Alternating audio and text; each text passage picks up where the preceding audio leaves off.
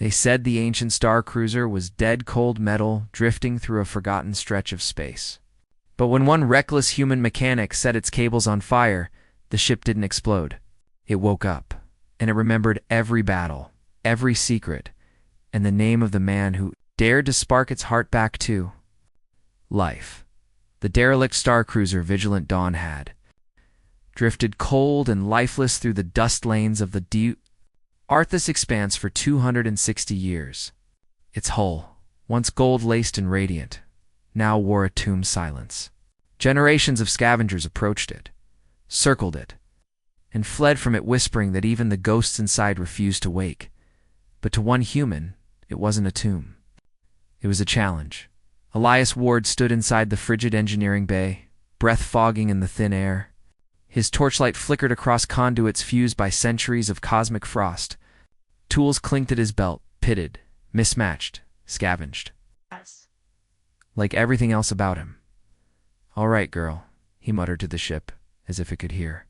"You're either going to kill me, or you're going to shine." He had found her by accident piloting his tiny junk hauler through a meteor drift to get away from raiders. The moment he saw the massive silhouette broken, tilted, majestic Elias felt something like a hand close around his spine and pull him in. He docked. He explored, and he realized the ship wasn't broken. She was asleep. Her systems were intact beneath the frost, layered with redundancies from a species long vanished. It was as though she had decided to hibernate and simply never woke up again. Most beings would have left it at that. Most would have feared touching anything but humans. Humans poked sleeping gods and machines alike. 3 days into repairs, Elias was down to emergency rations. His batteries were dying. His heater ran on stubbornness. But the engine chamber, the heart of this Leviathan, was the key to everything. If he could wake the quantum core, the whole ship would come alive. If he failed, well, the explosion would be visible from orbit.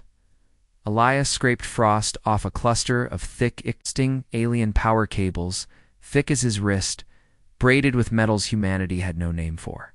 He grinned. Conductive. Good. He stripped the damaged insulation, exposing the shimmering bundles. Reactive. Even better. Any reasonable mechanic would have walked away. Elias wasn't reasonable. He pulled his own. Ship's battery pack, the one last reliable source of energy he had, left and wired it directly into the alien system. Sparks spat like angry insects. The temperature dropped, as if the starcruiser drew a breath. Still nothing. "Come on," he whispered. "I know you're in there." He used the oldest human method in the universe, improvisation bordering on insanity. He tied 2 cables together, twisted a third, wedged a fourth under a broken support strut. The result looked less like a repair and more like an electric noose, and then, because no diagnostic tool could help him cross the species barrier, he lit a fire. Literal one. He tore strips of his emergency blanket, soaked them in fuel gel, wrapped them around the exposed cables, and struck his igniter. Blue-white flames surged, licking along the alien conduits. The heat jolted them. Forced expansion coaxed dormant material to shift.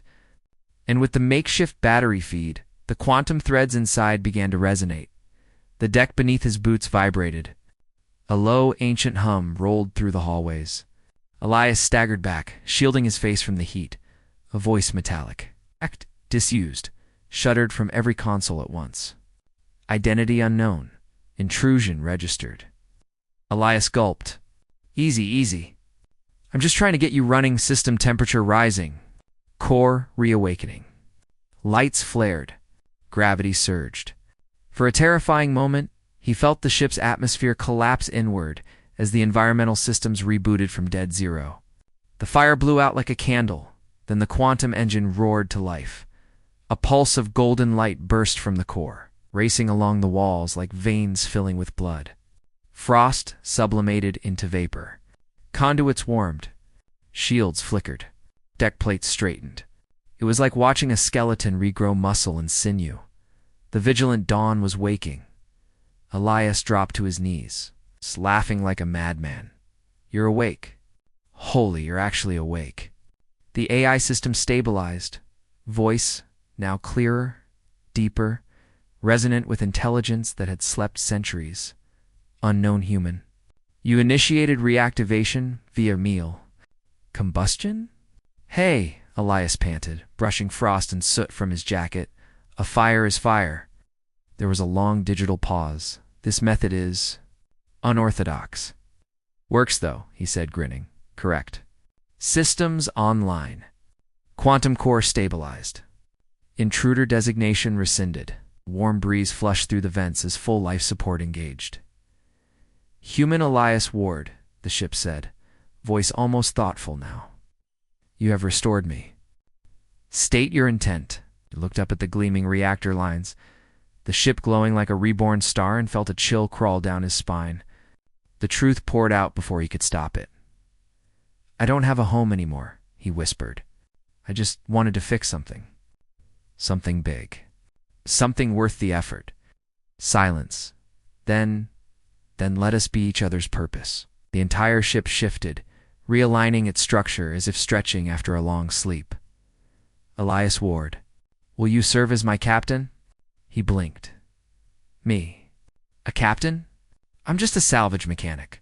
This vessel has no crew, no empire to serve, no directives. I choose you. Elias swallowed hard.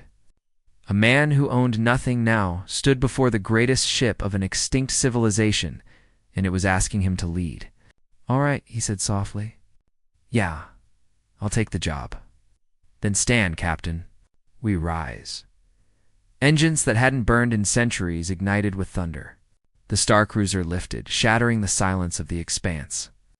Elias stood on the bridge, staring through the great viewport as stars spread before him like a road. The vigilant dawn woke, not as a ghost, but as a titan reborn, and at her heart was a human who had lit a fire in the dark and given her a new reason to shine.